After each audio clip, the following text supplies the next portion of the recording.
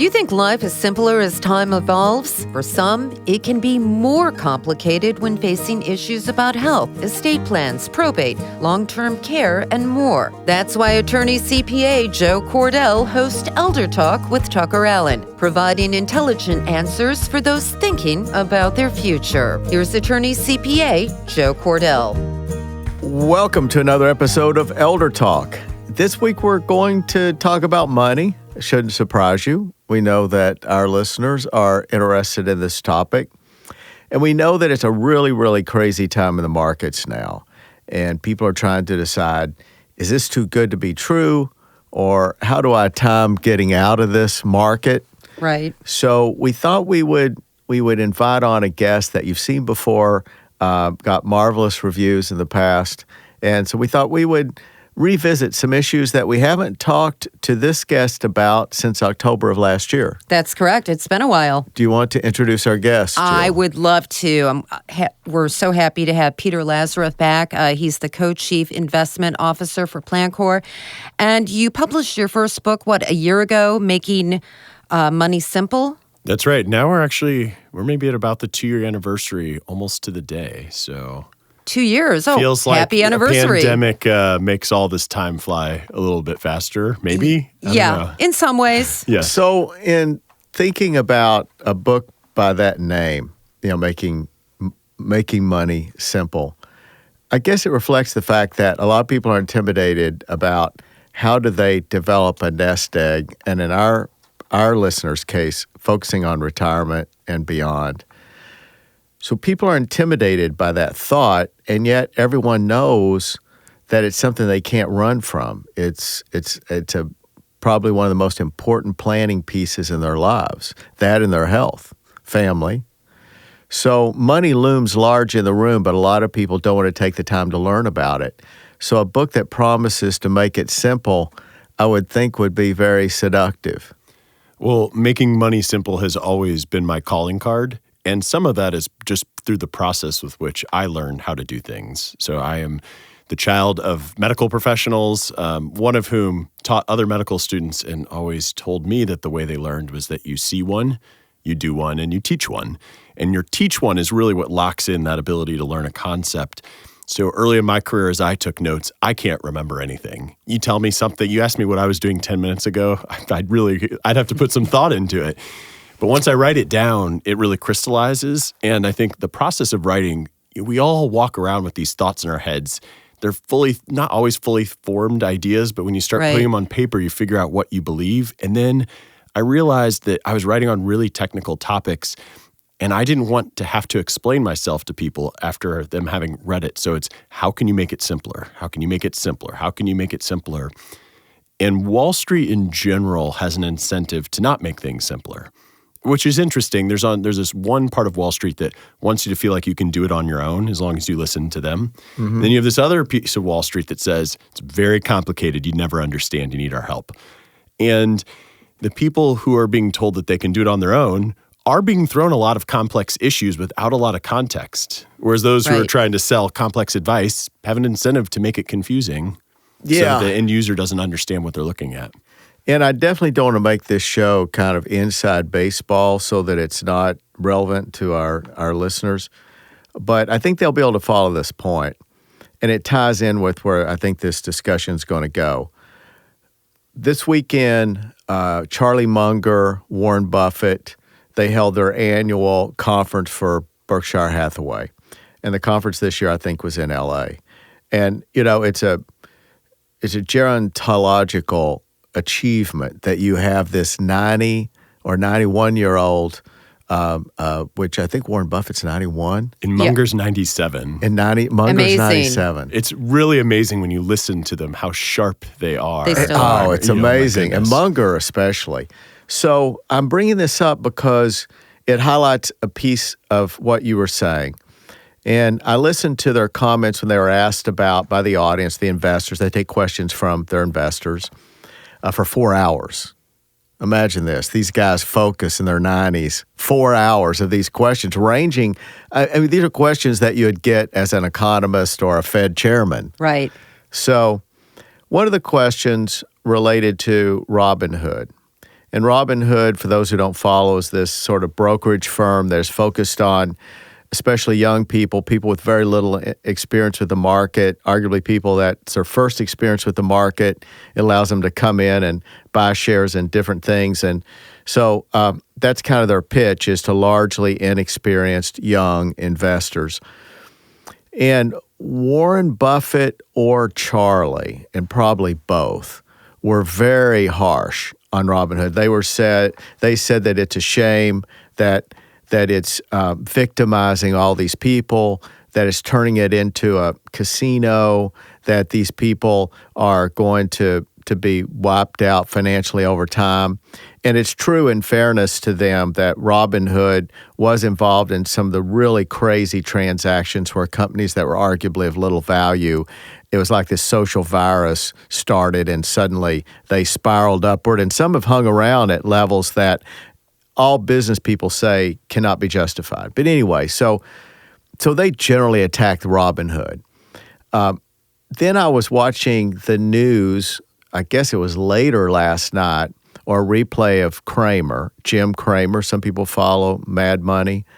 And Jim Cramer unusually was very harsh with Warren Buffett. And people aren't harsh with Warren Buffett. In the investment world, people speak of him in reverential tones. I mean, he's regarded as this sage, right? So very few people criticize him. And yet Jim Cramer felt very strongly that Robinhood was a wonderful movement. He felt this is what we're trying to do. We're trying to teach people how to pick stocks and not follow an index. We're trying to teach people how to pick stocks. The host of a show that tells you how to pick stocks exactly wants you to learn how to pick stocks. Exactly. That's the very point is he says, look, this is my mission in life. And he said, so I feel like that implicitly that's being attacked when you attacked Robinhood. So you have these harsh opinions on both sides. And really, I think that what Warren's represents is that Warren would say, and Cramer characterized this as being condescending, but I think Warren would say, look, it's very complicated. The average person's not going to do it correctly. Just buy an index. Just invest market-wide in whether it's a mutual fund or a ETF, whatever it is. Bet on the entire market. Don't even try to pick stocks. It's just too complicated unless you're going to be serious about it like we are, meaning Buffett and such people. And Jim Cramer is offended by all that, and he's saying it's condescending. People can learn this. He says his career is dedicated to doing that on his show. So it kind of sets the stage for a discussion for our viewers. Is it realistic for them to be able to decide on stocks or individual stocks, or should they be simply placing their money in an ETF? Or a third option, the one I think you probably will suggest, is that it's not an either or, that perhaps you can afford to have people manage your money who do spend the time to know which individual stocks or sectors to invest their money in. You're right. I don't view very much as black and white when it becomes any sort of topic within investing. It's usually shades of gray. And so when you're someone like a Warren Buffett or someone like me who's nothing like a Warren Buffett in scale, but when you speak to masses, you don't know everyone's personal situation. And so you take the research that exists and you give people the best blanket advice you can give. So Warren Buffett caused a bit of a stir when he told everyone his entire estate was going to go into an S&P 500 index fund and a simple bond fund. Well, the S&P 500 index fund's great for the top 10 wealthiest people in the world, and it doesn't matter, but realistically, you ought to be a little more diversified from that. And it was broad advice because he knows every time he speaks that a reporter can clip one sentence and make that the headline. And so he has to choose these. Yeah, it's really hard. And the more you work in the media, you realize how you find the quote you want and you use it and you make the story out of it. And so I think what Buffett and Munger recognize is that the skill required to pick stocks at the right time and have the patience and wherewithal to hold on to them and beat everybody else is extremely difficult. because it's not a one-on-one match. It's basically prices are set by millions of people. When you think that a stock is undervalued, you basically think millions of very highly incentivized, educated people are wrong. People with PhDs, CFAs, Bloomberg terminals, satellite imagery of inventories. They have way more information than anybody with a computer and a newspaper will ever have.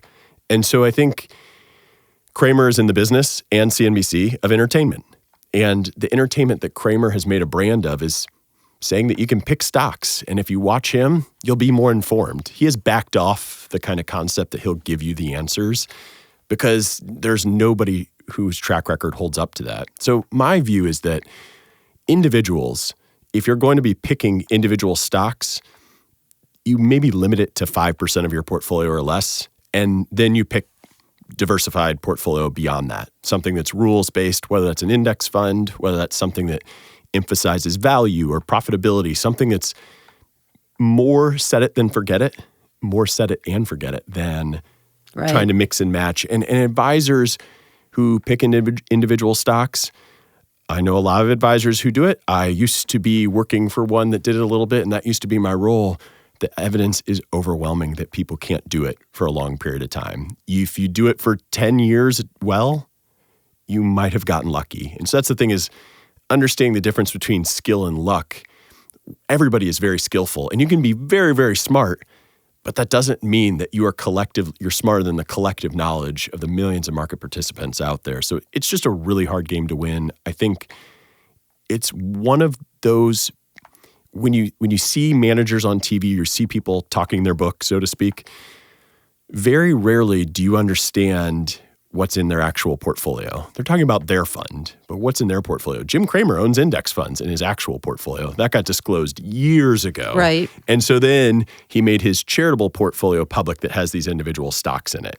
So even Jim Cramer knows for his own money, indexes are the way to go. Or you get like a Ray Dalio, who's a billionaire hedge fund manager, who will come on TV or go on the radio or print an article about some holding or some position.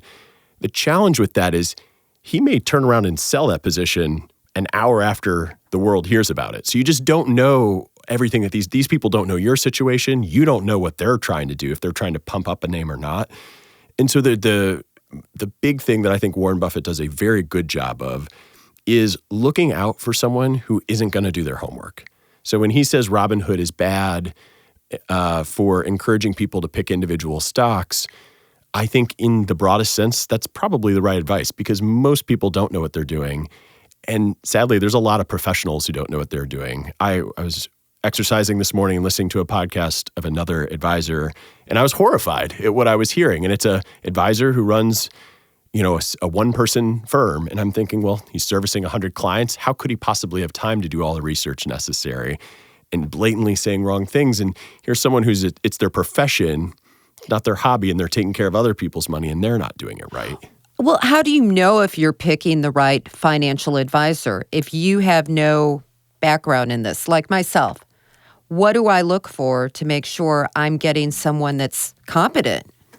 So I have something called How to Interview an Advisor. So if anyone wants to go onto Google and type in How to Interview an Advisor and my name, that should come up. It's also in chapter 12 of the book, so that's set aside. But I think you're generally looking for somebody with a team of expertise. So you want a deep bench. One person can't do everything.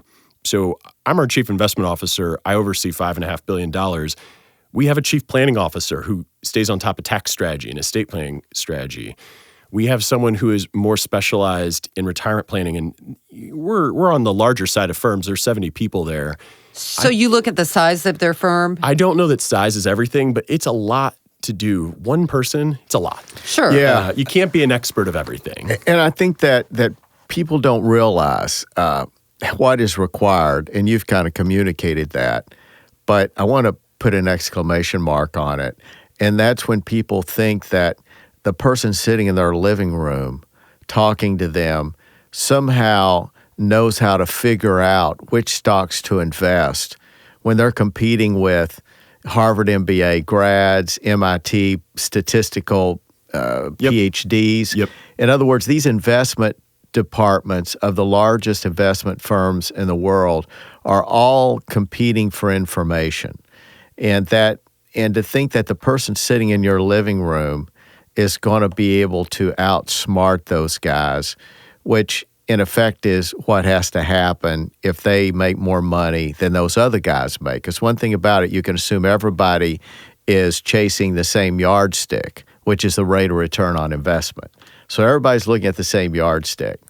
So it's really naive to think that any of those people would be, and heaven forbid, if it were in fact true, that the person sitting in your living room is going to go back to the office, put their feet up on the desk, and start looking through a newspaper or something and picking out stocks for your money. So the good news is reputable firms are not making most of those decisions, if any of them, locally. Usually are outsourcing. Because if someone's in your living room and they are truly a stock-picking genius, what are they doing in your living room? Why are they not on a beach by themselves? Right. Just getting rich. So that's kind of, there's two edges in this world, an informational edge and an edge in interpreting that information. And the computer, everybody has all that information you can find on a computer. If you've read it online, if you've heard it in the news, if you see it in the paper, you watch it on TV, everyone has that information. You do not have an edge. You can watch all the TV you want all day long. That is not an edge. You have to have something unique. So I'll give an example, actually a local example, where there's an individual who created a cell phone app for truck drivers that mimics something called Pokemon Go. And my little son loves playing Pokemon Go. He chases these little animated characters around. Right. The truck driver app only works for drivers. And as a result, his company got better data on inventory than the trucking companies themselves. And as a result, they sell that data to people to trade on it. So they have a unique source of data that you're never going to find. They literally created it out of thin air, or the people flying satellites over parking lots to see how full things are. It's next level information that really, and again, I'm managing $5.5 billion. I don't have access to this information. I have access to people who have this information, but I wouldn't know it soon enough. Once people have the information, they trade on it, the price moves, and basically anything any of us know about stocks, about the economy, about Bitcoin, about anything is already priced in. There's no, if you have an idea in your head, you are not that first person to ever have thought of it. And Peter, you just mentioned something I would like to learn more about, Bitcoin. I admit, over my head, do not understand it. All I know is it was started, back in 2008, 2009, and we don't even know who started it. Can you explain this to me? Sure. So with Bitcoin, there's a lot of cryptocurrency out there. So let's just focus on Bitcoin. Cryptocurrency. Yes. Sounds like something from a sci-fi movie. Right. Well, and in many ways it is. It is all made up. At the same time, the U.S. dollar is made up too. This is all human belief and story. But cryptocurrency was truly made up by an anonymous person or persons. Some people think it's a group who started it, where it's a digital currency. There's a limited amount of it, and it's completely decentralized, meaning there's no government backing it. There's no corporation managing it. It is the community managing it on something called a blockchain. Now, I'm going to make a separate delineation. A lot of what got people excited about Bitcoin was the blockchain, this decentralized way of verifying transactions. And there's a blockchain that underlines Bitcoin, but there's blockchains that the U.S. government is using to digitize their currency and that Visa or other financial services are using. It is a revolutionary technology. But to be very clear, investing in Bitcoin does not mean you own blockchain. That would be like saying in the late 80s, finding a way to own HTTP. That's basically what runs the internet these days. The person who invented that did not make any money. There's no way to own the internet. You can own companies that benefit from it. But Bitcoin itself is supposed to be a digital currency. That's kind of what the investment thesis was for most of the past decade. In late 2017, and I distinctly remember a lot of Thanksgiving conversations. I feel like a lot of people went home for Thanksgiving dinner and talked about this digital currency, and there was a big pop there on the idea that maybe it would replace the dollar and the euro, and it would replace money as we know it. And people thought that blockchain was like getting a startup investment in Visa or in PayPal. Of course, the blockchain in Bitcoin can't even handle 10 transactions a second, whereas Visa can do millions a second. So it has not played out that way, but it has kind of resurfaced in popularity due to some other varying investment theses, which I can get into. But let's take a step back in case there are other questions. But why would anybody trust it when we don't even know the origins? Well, so I think that the true evangelists for Bitcoin trust it more because they would say, how can you trust the government? That's the thesis. Now, to be very clear, I'm not saying this. All right. I think there is a big part of the U.S. community that is underbanked or unbanked entirely. So there is a part of this that makes a lot of sense there. And when you are looking at other countries beyond the U.S., there is a large portion of people who send money cross borders and can't do it because of government restrictions. That is why this was interesting. We don't know if this was even born in the U.S. It seems like it probably was not, just because its greatest use was to move money without the interference of governments. And so people trust it because you can't cheat it. You can't, the public ledger, if I make a payment to you, everybody can download that public ledger to confirm that payment happened. So in many ways, it is more open and transparent than anything that's ever existed in a financial institution or government. And that's why people trust it. Now, whether or not it's worth something, can you trust that it's worth something? Well, that's a different story entirely. What do you tell your clients that are interested in possibly investing? Sure. I mean, it seems so complicated. Well, it's highly speculative. And there are a couple common theses on why you would invest in it. And so when clients come to us and want to invest, I will typically ask why. What is the reason that you think this is valuable? If the reason is that it's up X% or up this many dollars, that's not an investment thesis. You're just telling me what's already happened. What's going to happen in the future? So is this a currency? Is it something that could replace the dollar? Well, when we think of what a currency is, there's typically three core economic purposes for it. One is a medium of exchange. So there's an individual who gets mocked on the internet for buying 2 pizzas for 10,000 Bitcoin several years back that he'd now be worth $500 million. Your currency, a medium of exchange you shouldn't regret using. And Bitcoin is so volatile. When we all go home, if we have to go to the grocery store, we're not worried about our dollars being drastically different value right before we use it to buy milk or right after. Right. So that makes it a pretty poor unit of exchange. It also takes a ton of time for a transaction to actually process. And that's something, because it's decentralized and not run by a government or a corporation, it's never going to get better. So until it centralizes, there's no way to actually speed it up. So it really just functionally is too slow to do transactions at the store. The other thing is that you owe taxes on it. So you go buy a couple pizzas, you owe capital gains tax. You owe capital gains taxes on that transaction, any of the earnings. So that currencies don't have capital gains. So that doesn't really fulfill, this medium of exchange is one economic value. The other is it's a unit of account. And the way that I think of unit of account is on a balance sheet. So we were talking about individual stocks. You get your quarterly report and you look at the balance sheet, they're all listed in dollars. And if they're not in dollars, they're probably in euros or in yen or in yuan. Nobody's listing their balance sheet. No one's accounting for Bitcoin. It's too volatile. You can't list your assets that way, your liabilities.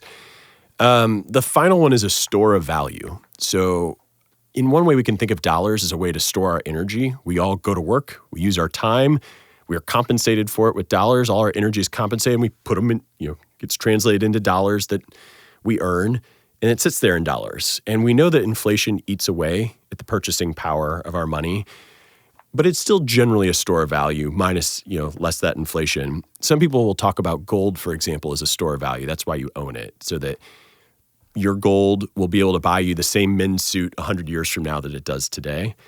With Bitcoin, that it's a bad thesis for a couple reasons. One, Bitcoin lost 20%, in a couple hours on a Saturday night because it trades 24/7. So very volatile. It's lost 85% a handful of times, and it's a very short 10-year existence. But also, when you're thinking about, so when you're thinking about the store of value concept, what you're saying with a store of value is that your return net of inflation is going to be zero. So your return net of inflation is what we will refer to as real returns. That's what the investment people like myself will call them. I don't know that you want to invest in Bitcoin if your real return is going to be zero. And you're seeing, it's already run up 500%. I really want to get it because its expected return is zero. That's not really happening. So one thesis is it's a currency. I just don't buy it. The other thesis is it's a commodity like gold, and it's a store of value. I don't buy it. I mean, if it's a store of value, it shouldn't be so volatile. It shouldn't move 20% in a few hours on a Saturday night. Other people might say it's an investment in the blockchain, which I sort of touched on. It really just isn't. And so it comes down to when clients ask about it, I say, okay, well, what's the time horizon for this investment? Is it 1 year? Is it 10 years? Is it 20 years? Is it, and what do you think the return will be? Do you think it's going to average 10% per year over 20 years? Because that's a pretty good investment, even if it's as volatile as something like Bitcoin. But if you're telling me it's a store of value, we can't assume that. It might, let's say it doubles the rest, from here till the end of the year. Not outside the realm of possibilities. But we already know, people will tell you, well, institutions are adopting it and taking its pay. That's why it's priced the way it is today. What is going to change about our expectations of adoption from now forward? Because its price moves on the speculations around its adoption. Anything that you read, we already know. That's already in price. What do we not know about adoption that would make it go up more in price? Because if it's a currency, no one's going out and buying an ETF full of currencies. That's not an investment. That's a speculation. Gold is a horrifically poor investment.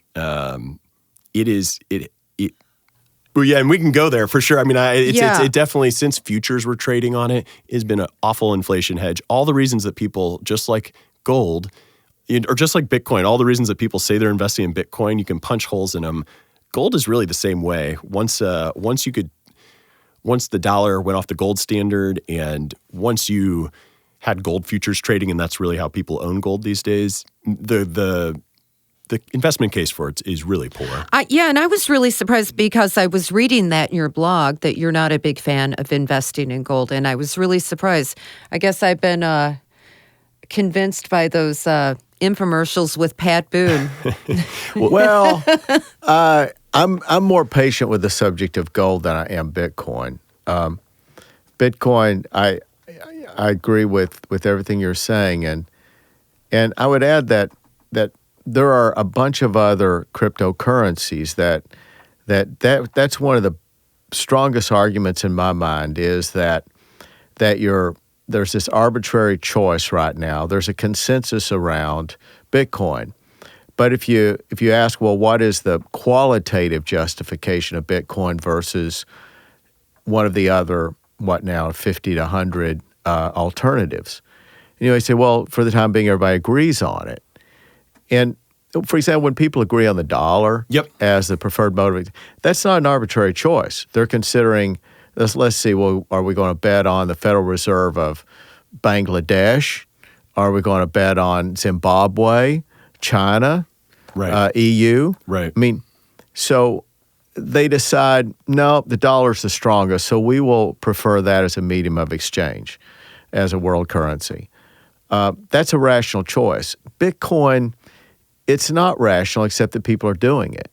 I mean, beyond that, there's no rationality. And so the moment that the crowd sniffs another piece of software called a cryptocurrency, which remember, there are all these alternatives to Bitcoin. Sure. And they're just as good by definition. Or if they're not, then somebody would write a software that is. So it's a software away.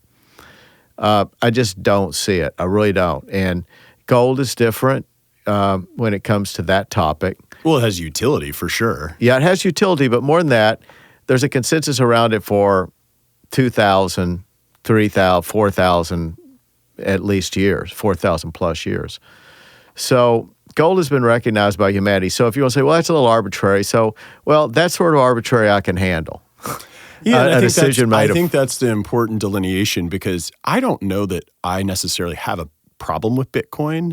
I just feel like the reasons that people are excited about it are not accurate. And so the way I think about building a portfolio is that to really move the needle you basically, there are two reasons you'll add something to a portfolio: enhance returns or enhance diversification. The uncertainty around return enhancement for something with only a 10-year history is unbelievably low. Or the uncertainty is unbelievably high, Diversification, as long as an asset acts differently than a stock and a bond, theoretically it could improve the portfolio. The problem is you probably need a 10-ish, arguably 20% allocation to really move the needle. And that's a crazy allocation to Bitcoin. It's a crazy allocation to gold too. There are not a lot of things, with gold, historically its real return is zero and it has stock-like volatility. So that's not a return enhancer. Diversification, fine. I can say yes, but most people can't actually live with the periods when it's doing poorly. And when it's doing, people don't like international stocks when they're doing poorly, or they didn't like U.S. stocks in the Knots decade when they were doing poorly relative to other things. So it's really figuring out, it's a story. What your point was, it's a story that you can believe in. What's the portfolio you can stick with for as long as possible? Because there is no perfect portfolio out there. And so usually where I'm pushing back are on people's theses. And I always find it's useful to write down why you're investing in something, how long your time horizon is, what are the range of outcomes, what's a good outcome, what's a bad outcome, what's a middle-of-the-road outcome, and what are the probabilities of those? So when I wrote a very long article on Bitcoin and cryptocurrency in 2017, I assigned the highest probabilities to it being worth either zero or a ton. The words a ton. I didn't give it a dollar value. To me, it seemed like the most probable outcomes were either zero, like nothing, or everything. Right. Today, I would say the probability of it being zero is it's small. I think we have a floor now. I should have defined what a ton was, because is this a ton? Are we done now? Is it now digital gold with a real return of zero? I can see that. Could it do better? Could there be more adoption? Yes, but not for a lot of the reasons people say. It just can't be a currency this way. Yeah, and I think we ought to. I'm going to research this after we talk, because to go from a price of $20 in 71 to 2,000, 8 months ago, to say that gold has an internal rate of return of zero net of inflation, I question. It's just facts. Well, I'll send you an email afterwards. The price you're talking nominal returns that doesn't include inflation. So even if we assume inflation was 3% over that year, compounding with almost no volatility, that's actually the real key. So think about this, where if we have two portfolios, each return 10%, and one is highly volatile and one's not that volatile, the one with low volatility, compound interest works better. And so it's going to have a much, much higher end result than the high volatility portfolio. So while gold has over long periods of time held its purchasing power, it's done so in a more than stock-like volatility process, whereas inflation's volatility, so the way that I'm not going to get super technical, but the way that we measure volatility is standard deviation. And I can look up real quickly, but it's under 2% standard deviation. Gold has a standard deviation of 19.19%, whereas inflation has a standard deviation of 1.29%. So 19 times the volatility gold has. So even if it has the same end return as inflation, it has not compounded appropriately. And so really, I think you look at, you can see the real returns. Gold tends to rise in anticipation of inflation. That's where it shows its biggest rises. And whether that inflation materializes or not, that's where the problem lies, is that if it shows up, okay, well now it's already priced in, it doesn't correlate as very well. If it doesn't show up, well then gold gets clobbered. And so you go back to the 1800s, you can see, again, the real return, and Jeremy Siegel probably has the most extensive research on this, longest dating. It shows the point is it's a store value. That's what a store value does. It's not more valuable. But still, if you look at from 72, let's assume that you use 3%. This is a little inaccurate, but it's close enough. We'll assume that 3% an amount of money will double in 24 years. 24. So we'll go 1, 2, 3. Obviously, it's much more than that. So we're a lot more rule than of 72 3%. makes 3% double every 24 years, approximately. So right. So there we are. We're at 3 doublings from 20. Yep. So it's 200. That's 400, right? 20 to 40 to 80 to 160. 160. Yeah. So I don't see how that's not a substantial rate of return above the 3% you cited, which you assume that is an average rate of inflation. Yeah, right? and I know in the 70s, from 68 to 82 or something like that, inflation averaged just under 7%. So then it's, obviously inflation's varied. The long-term rate of inflation, 100 years is 3%. When you go through the inflation, so like generally the gold return, I mean, it's just fact. Well, but I mean, let's take you say it's just fact. It's fact if we have numbers to back it up. So if we look at the last 50 years, and maybe you're saying the last 2,000 years, or you're saying the last 200 years, but I think people might be more interested in the last 50 years. And I would be, let me put it that way. I don't know about our listeners, but I would be interested in the last 50 years. So it looks to me like we're looking at a rate of return substantially north of inflation. Yeah, I would say it's above inflation, but it's well below stocks. I mean, so like real return on stocks historically is 7%. Real return on bonds historically is 1%. Real return on gold is about 0%. And so I think it's kind of... I don't agree with that for the last 50 years. And let's maybe we could circle back and have some authority for that. I need my computer for that because I have all my data, but I'm going to see if a Google can net me what I need. See, this is the sort of thing is that it's really important to define terms. And don't get me wrong, I'm not a gold bug, as they call them, people who are really... gold bug? They call them gold bugs. I have not heard that. That's right. Yeah, people who are really, really into gold. And I'm not. I've held gold. I've made a lot of money with gold, but I've not held it for straight 50 years. So I've gone in and out, and more out than in. So I really don't have, as we speak now, I hold no gold. But I've made a lot of gold in the last year. So I push back a little bit when people who generally are advocates of securities and doubtlessly are true believers regard gold as this ancient relic. And I think that gold, as you suggest, we're agreeing on much of what you're saying, Peter. I mean, I agree that it really shines in periods when people are expecting inflation. And the fact that it's not shining right now is supportive of the thesis that there's not a lot of inflationary expectation. There's a lot of talk about it. Sure. Everybody's talking about inflation, but no one's behaving like they think it's about to come. Yeah, the markets are pricing in inflation over the next 2 years to be about 2.3% and the next 10 years about 2.7%. And if you look at history, the Federal Reserve is targeting 2%. They've said very clearly, look, there's going to be a transitory bump in inflation because if you think about prices 12 months ago during the pandemic, they were a lot lower. So even if we were growing at a 2% clip, we'll see inflation readings of over 3% just because of the year-over-year comparisons. With the gold, again, it tends to rise in anticipation of inflation. I think you saw a lot of gold's rise due to the monetary policy response, the fiscal policy response.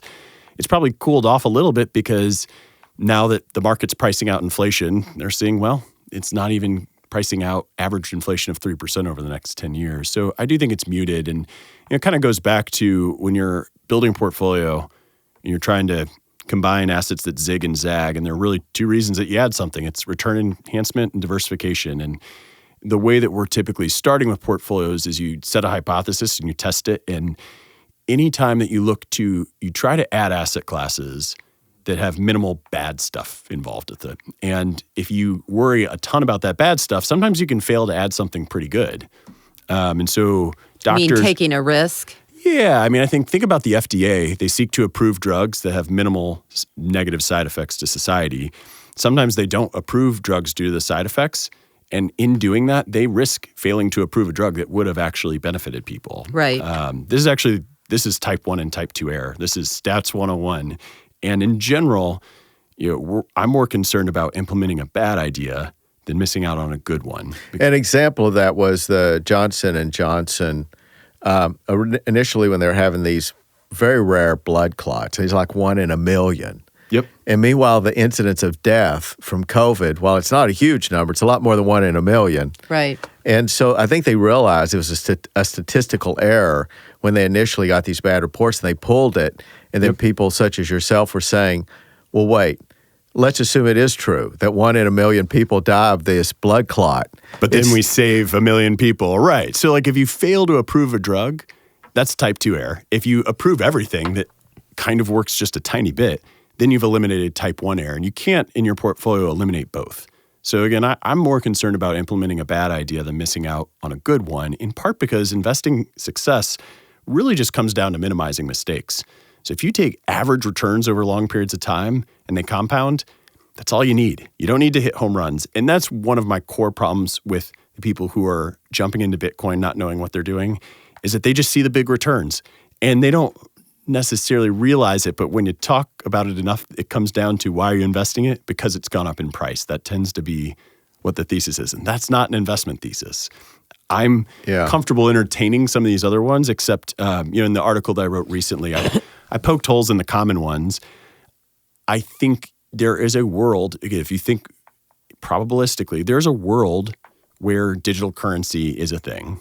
The problem is that all major governments are digitizing their currencies. So what is blockchain going to do for me, or excuse me, what is Bitcoin going to do for me that the US dollar can't? Some people might say the US dollar will get dethroned. Well, I mean, the data does not suggest that at all. And that's even a decade-long process. But even if it is dethroned, it doesn't mean that there won't be a central monetary authority in charge of a money supply. And the big advantage over gold, and civilization has been happy with this for the better part, almost 100 years, with the idea that it can add stability and that it's a virtue to be able to see that we need to increase supply a reasonable amount. We need to reduce supply. That was a sort of scientific advance, so to speak. Yep. And even Maynard Keynes recognized that. And Milton Friedman would have recognized, a monetarist.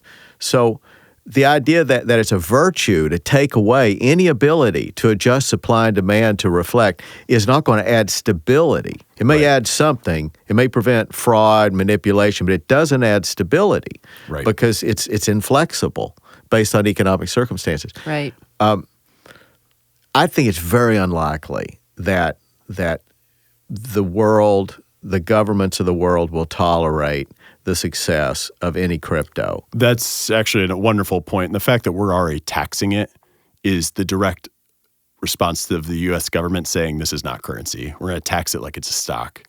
That effectively thwarts all ability of it to be a currency here in the U.S. I mean, you could be a currency elsewhere, and you could transfer. Again, I think the thing there is utility in it that you can transfer money overseas without any barriers, which we in America take for granted, but overseas is a really, really big deal.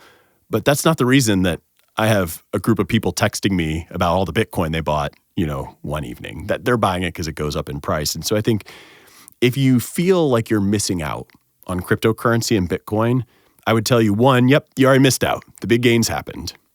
Don't go chasing the big gains. You don't want to be the one left holding the bag on something as speculative as this. I think if you want to ignore everything I'm saying, as someone who's put a lot of research into it, it's fine. Start small. You don't put in any money that you can't afford to lose. And it's sort of when we speak to clients who want to go buy Amazon stock, I treat it the same way. If you have 5% of your portfolio where you're just fiddling with and playing around with, fine. That's great. That's a small amount of money, theoretically, that hopefully you could lose and be okay. Right. And if it does great. I'm really happy for you. If it goes to zero, great. I mean, not great, but I'm really glad that it's a small amount. So I think if you're going to go down this route of investing in cryptocurrency, you got to start small. And even if you think of the global bond and stock market is about $200 trillion, Bitcoin's $1 trillion, that means that if you were going to take a market approach, you'd say, okay, 0.5% of the portfolio. That's, 100 divided by 200 is 0.5%. So, I think starting small is a must. I don't feel like you should be in it because you think you're going to miss out because, again, most good investing is a matter of minimizing mistakes. And a traditional portfolio compounding probably does all you need. If you have a financial plan in place, I guarantee there's no part of that plan that requires you to have an asset that goes totally bonkers to make things work. It's just not a real financial plan then. Yeah. And there was a commentator that I was listening to the other day who was making a similar point. I'd like to give him attribution. I can't think of who it was.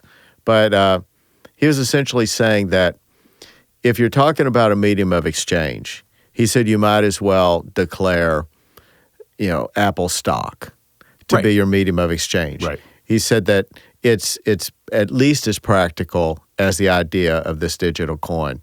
And he said, it's a medium of exchange. You could decide. You could buy groceries, and grocery stores would accept Apple stock or fractions of Apple stock, right? So if Apple stock is $2,000, that's okay. They'll take fractions of it. And you may say, well, gee, that doesn't make sense. Well, that's really digital currency is kind of the same concept, which it would make sense if it didn't swing as wildly or more wildly than Apple stock. But Apple stock swings wildly. So, and remember the Holland tulip. Right. This is bubble. very Mania-esque. Holland tulip? Yeah, it was an event that took place in Holland in the 17th century where there was this mania about tulip bulbs. And they inflated thousands of % over the period of about a year, and all of a sudden came to a crashing thud whenever suddenly someone looked around and said, "Why are we doing this?" And others thought, "I don't have a good answer to that question." But it's funny, during the course of that year they did. There were all sorts of theories developed to explain why tulips were this rare thing. They were this aesthetic thing. Yep. You could keep them alive. They were easy to keep alive, at least apparently some of them. And so but they only bloom once a year. Am I right? Yeah. So it got crazy. And in gold, I think we can agree. We know now after 4,000 years is not a tulip bubble. Not at all. So, but do we know that crypto is not a tulip bubble? Yeah, I think that's I'm seeing things now that make me see mania. Now you can buy shares of a digital racehorse. You can buy artwork of a basketball NFTs. player. Yeah, right. Yeah, these non-fungible tokens where Bitcoin is more like a collectible at this stage than it is a currency to me, than it is a commodity to me, that it is some sort of bet on a startup type technology. Don't get me wrong, the technology supporting Bitcoin is potentially as revolutionary as the internet. But owning Bitcoin doesn't give you an ownership stake in that. It's just the technology running that particular currency. So I think it's really something, again, I don't necessarily, if you're going to own a little bit of it, fine. But if you're looking at it, if an advisor's putting it in front of you and saying, if you had 1% of your portfolio in Bitcoin over the last 10 years, look at how you would have done. Well, sure. I'm going to pick out anything that's done well over the last over the last 10 years and put 1% of my portfolio. We're starting to see those charts. I've seen those charts before. I saw them when emerging markets had a big run. So emerging markets as an asset class really only came around in 1990. Talk about what emerging markets are. So So emerging markets are non-U.S. markets where their economies are less developed. So a developed market would be a Germany, a Japan, whereas an emerging market will be a China, Brazil. a Korea, Brazil. And so those emerging market asset classes or those stock markets were hard to access. And then investors realized, wow, those have a lot of return potential. If you put a little in the portfolio, it behaves differently. So diversification, you want things that don't move in lockstep. And it also had a lot of return, and risk and return are related. So more developing type emerging economies are a little riskier. Now they have something called frontier markets, which are even smaller. But when emerging markets came out in the 2000s, they were the best asset class. In the 2000s, the S&P 500 had a negative annual return. And emerging markets almost each and every year won. And you'd see all these tables where if you had this allocation of emerging markets, you would have been better off. Or same thing with publicly traded REITs, which are public real estate exposure. Mm-hmm. Anytime there's something that's done well, you'll see these charts come out that's saying, if you just allocate this amount to it, look at how much better you had done. And this morning I saw that in Bitcoin and I said to myself, this is it. Like everything about the run-up is justified. It's prices driven by adoption and speculation about adoption. And people have adopted it. Institutions have adopted it. I think the price run-up is arguably justified. But if you don't have anything invested in Bitcoin today, and you're thinking about making an investment today, we don't need to worry about what's already happened. It's what is going to happen that people have not already said out loud and discussed, that's not already baked into price. That's where things get really, really uncertain for me. Will it behave differently than stocks and bonds? Absolutely. But can you rebalance when it's down 85%, or are you going to want to bail out of the asset class? Or when it's down 20% on a weekend when you can't rebalance with your stocks and bonds, how is that diversification going to work? So it's just a very, very speculative investment at this stage. How is the Caution urged. rebalance? How is the run-up justified? I think that if people are using it, so before I thought it was worth zero or nothing. Those were my highest probability outcomes. Right. If people are allowing more transactions, if more people believe it's worth something, and I think at this point they do, whether that's artwork, whether it's the equivalent of a Beanie Baby or it's the equivalent of a Van Gogh, people believe that these things are worth something. And when institutions are putting them on their balance sheet so that people can store them there, that is a major form of adoption that didn't exist before. And so a lot of this price run-up, in my opinion, is the result of institutions collecting Bitcoin so that when their users want to own Bitcoin on their platform, that they can do that. Like a bank can't start running a business without cash, right? You have to have a certain amount of capital to do that. So if you're going to allow people to transact in Bitcoin, you need to have Bitcoin. You do see sovereign wealth funds taking stakes in Bitcoin. And that's where this digital gold concept came of. There are institutional-sized investors who are taking an allocation like gold and saying, if I hold this for a long period of time, it's going to behave different than my other assets, and it's going to generate me some kind of return, and that's desirable. And we're getting in early.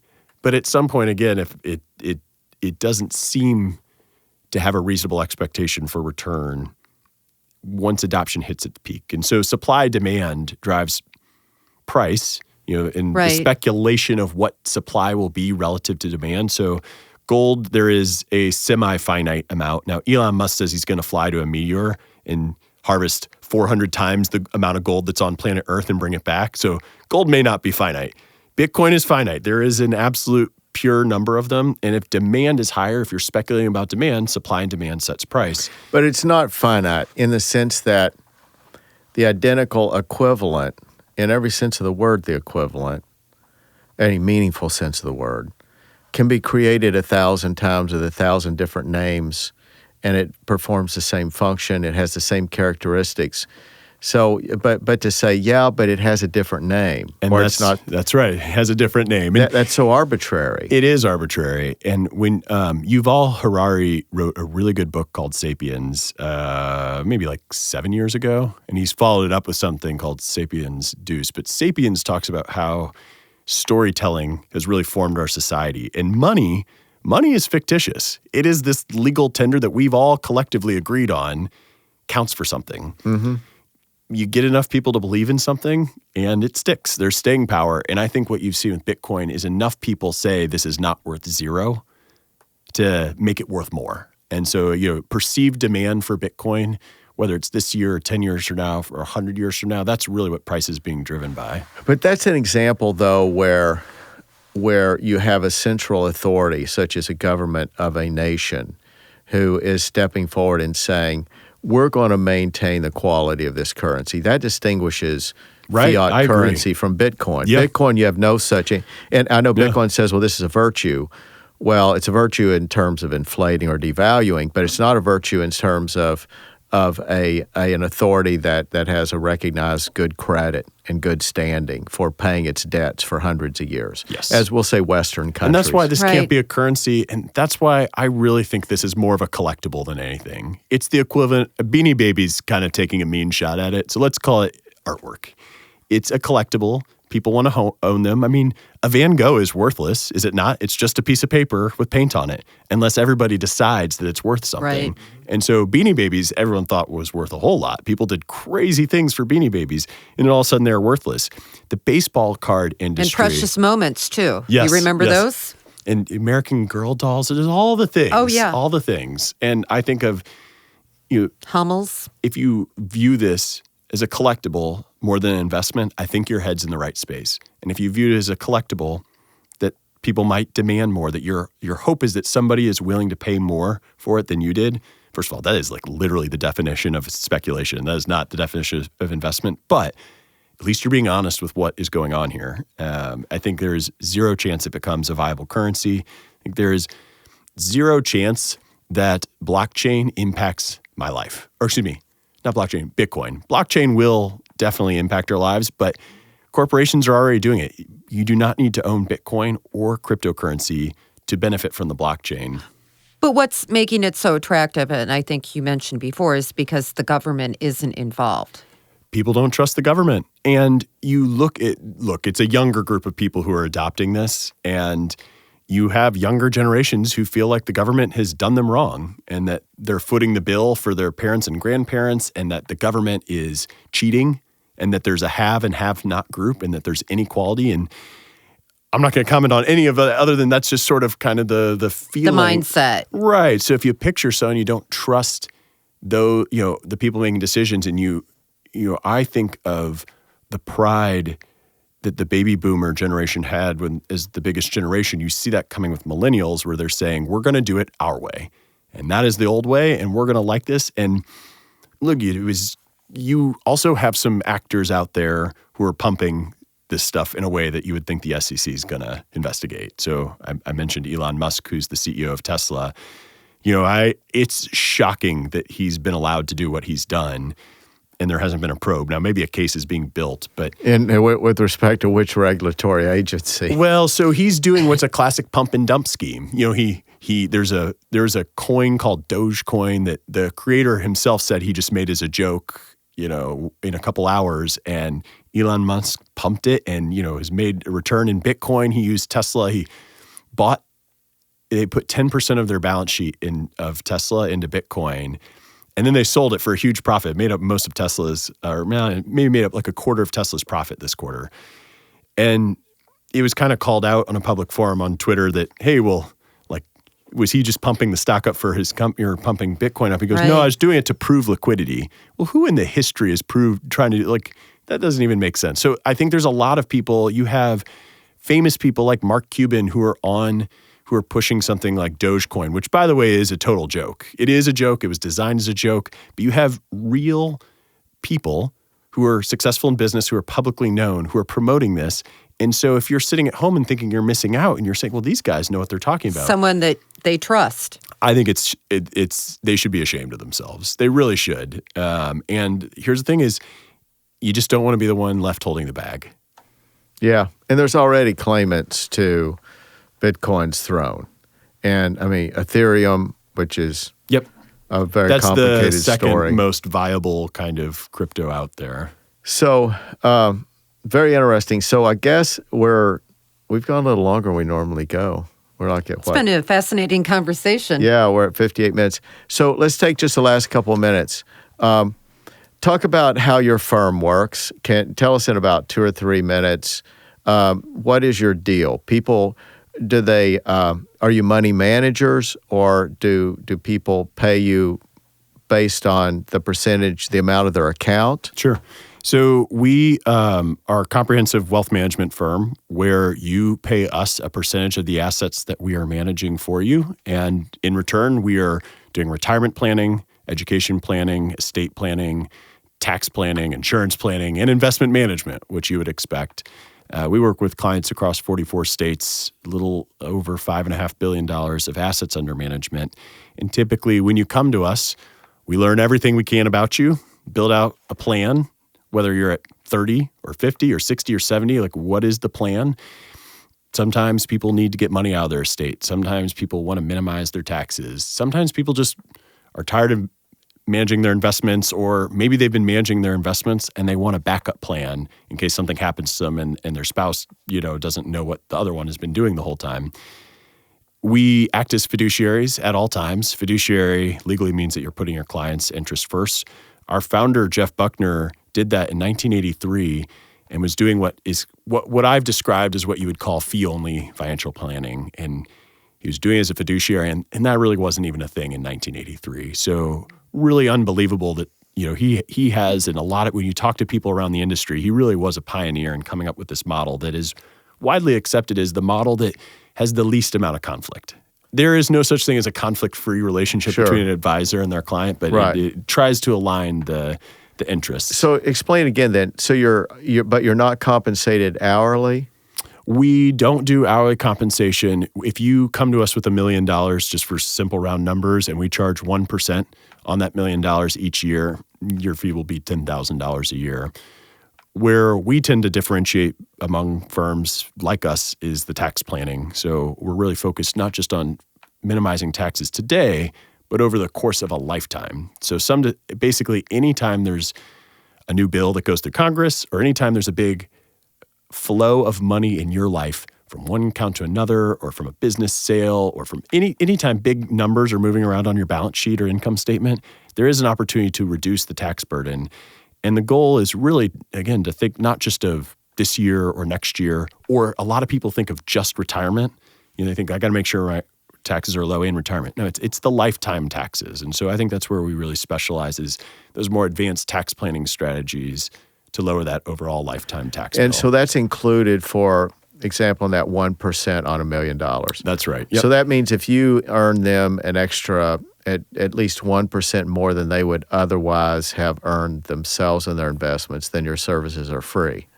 I love that way to look at it. I would say that Vanguard has a paper that shows that they estimate the value of an advisor just from investment advice is about 3% a year. That is an extremely lumpy number. You don't add 3% of value each and every day and every quarter. There were countless clients that I was on the phone with last March when the market was down 33% in a month, and making sure they didn't sell. And that saved some people millions of dollars. You earn a lifetime of fees from avoiding one big mistake on the investment end. And so, the value, we're totally emotionless. We have a full team dedicated to research, and really we're here to be the behavioral babysitter on the investment side. I think the challenge with the investment side is it's a little bit like mowing your lawn. Like, I can mow my lawn. I used to mow my lawn, but then I hired somebody to do it, and it looks better. It just does. It's healthier. It looks better. I never miss a cut. I don't say I'm going to go play golf today and cut it tomorrow, and then it ends up raining tomorrow, and then I don't, then I don't get to it. That never happens. Anybody can learn to be a good investor, but it is much harder said than done.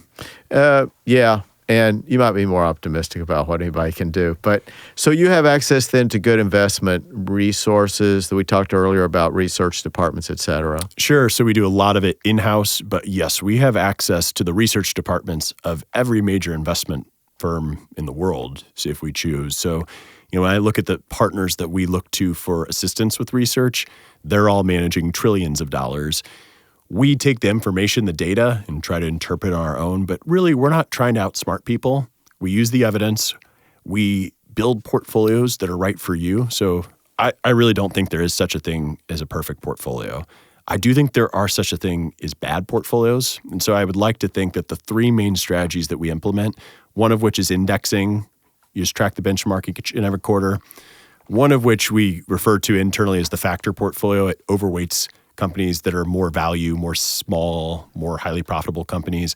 That one tries to beat the market, but anytime you try to beat the market, you are inherently going to lose to the market occasionally.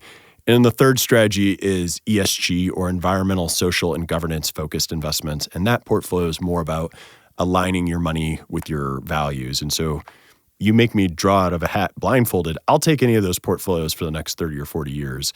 In the next 10, I have no idea which of those three portfolios wins, but I'm happy with any of them. The bad portfolios is really when you're just trying to chase what's done well, making lots of changes.